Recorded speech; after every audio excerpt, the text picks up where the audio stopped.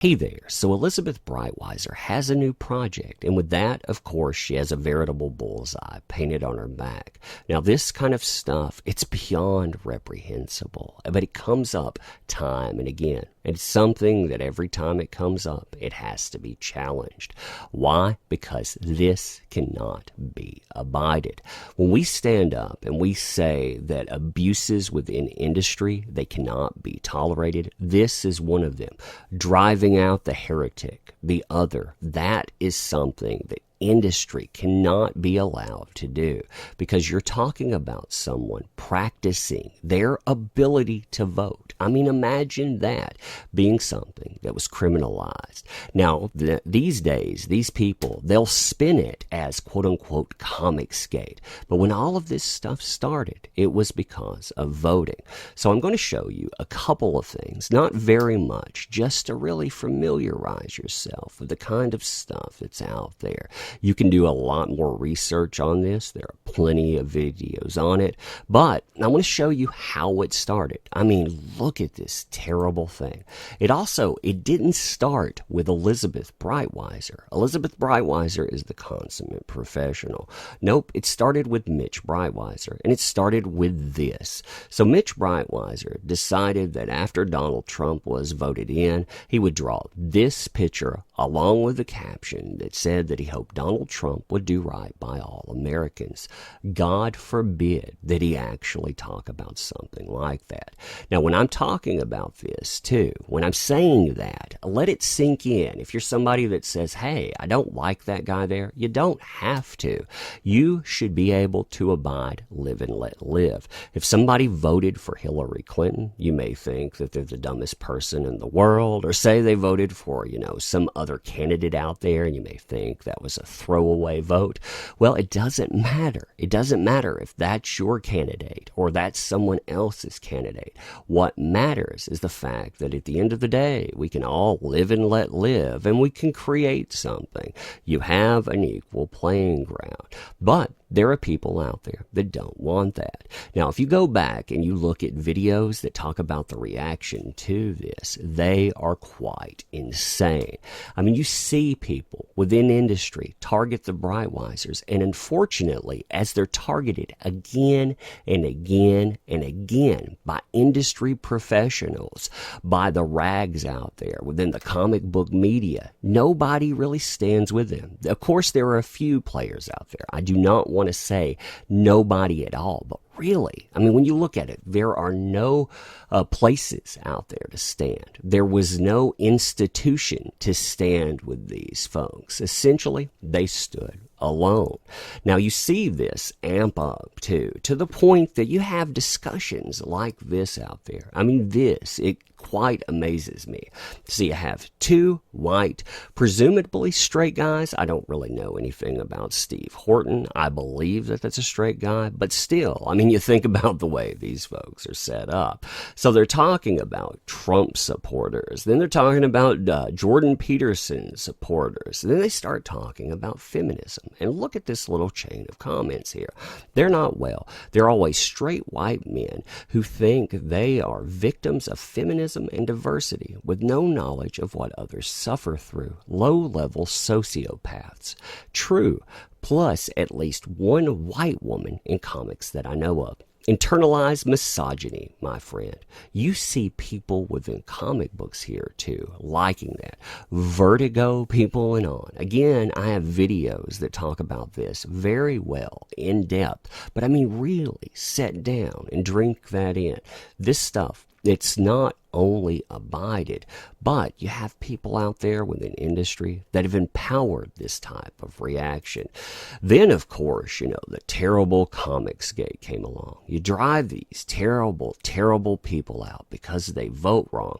They go out, they appeal to fandom saying, hey, we have a good product here. Fandom, they've been asking for good products. They're tired of, stuff just like that. Hey, I can meet that demand. They bring about something like Red Rooster, a classic hero. And again, when you're talking about this is a collaborative effort between Mitch and Elizabeth Breitweiser. They go out, they give interviews. These interviews, they are very professional. professional within that. In fact, I had the luxury to sit down with Mitch and Elizabeth Breitweiser, and I learned a lot about coloring. I learned about process and on, and it was an exciting thing to see. It's one endeavor I'm glad that I got involved in. Meanwhile, when you look out there and you look at people and the way they reacted to this, they have tried to deplatform these folks at every turn. They've done the same thing that they did before, only they've been emboldened. They do it on larger scales because they think somehow, in some way, this stuff, it's okay. Here is a comic book festival in Kindle that the Breitweisers were going to attend. You have people that go out and they target that thing again and again. They target it and they talk about these folks out there. There's language within these discussions that talks about quote-unquote Nazis. Now, if you keep up with that societal lexicon these days about quote-unquote punching Nazis, yeah, you can imagine exactly how that goes. Apparently, there are people out there that say that they don't feel safe because of X. Meanwhile, you have people that talk about actually condoning violence against people because of how they vote and on, and somehow that's okay. This kind of stuff, it deplatformed them from a comic book convention.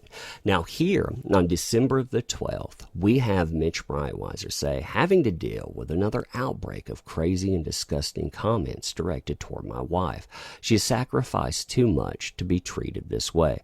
It's shameful. I find it very hard to forgive and pray for those to seek to damage us this way, but I'm trying. I mean, that's good. That's a good idea that you try to somehow take that weight off of you. But it is not tolerable. This kind of stuff from industry, again, cannot be abided. Why are there people like myself that have to sit out there and talk about this stuff? I mean, there are people on the other side of this so-called conversation that sit down and say that I beat the same drum, professionalism, consumer, customer, optics, and on. Well, then act right. I mean, this kind of stuff, it's not right. You have people out there that are in all positions that talk about this as well. Here's Mark Lombardi, a guy who's been in charge of many things, including, get this, anti-bullying comic books. That's right, 3 of them. He talks about anti-bullying, and yet he's involved in this kind of stuff. So, oh cool, a new comic book publisher called TKO Studios with some huge names as talent sees a prominent Comicsgate name as a creator on the first title on their website. Pass, man. Richard Pace. Which one? Haven't been looking. Oh man. The very first book on their website, Sarah, the colorist.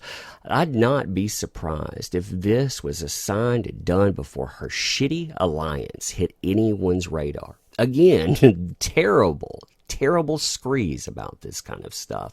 Continuing on here, likely it's also very easy for me to pass on a book or publisher. Hey, why not do that? Why not actually pass on a book or pass on a publisher? But you don't do that. What you do, again, is put that target on somebody because you know that they're going to promote themselves with dignity, with composure, with posturing there. They're not going to go out and they're not going to challenge you.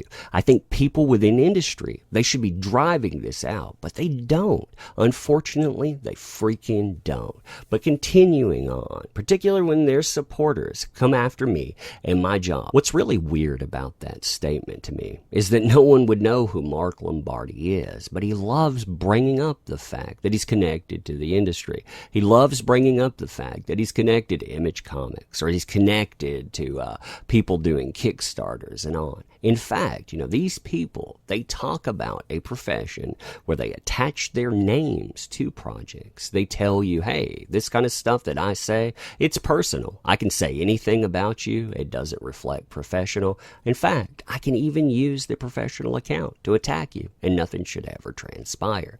Here's that guy, the same dude saying that stuff, the same dude that feels that that's A-okay, utilizing Shadowline Comics, which is an image association associated account here to attack Nasser Rabadi. Now, if you think that a guy that would do that wouldn't do everything that he can to deplatform and on behind the scenes, you are sorely, sorely mistaken.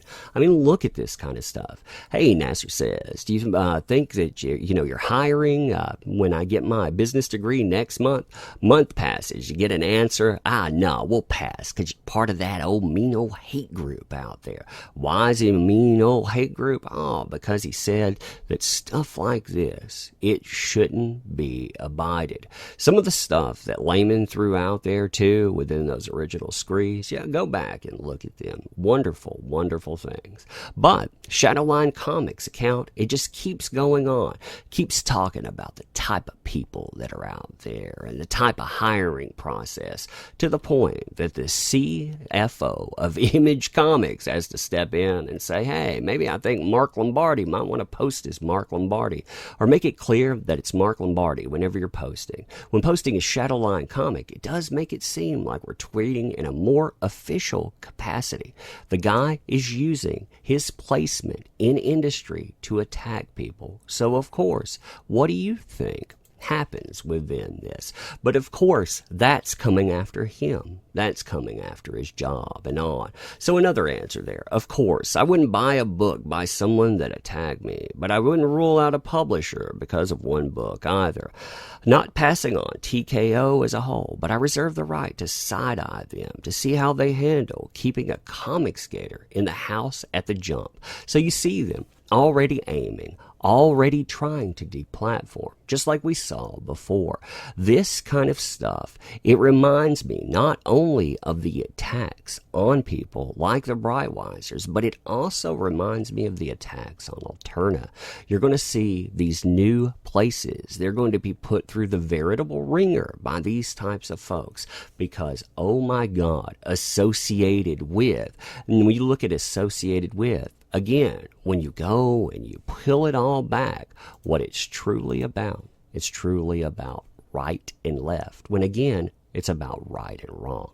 But anyhow, you leave me your comments on this kind of stuff.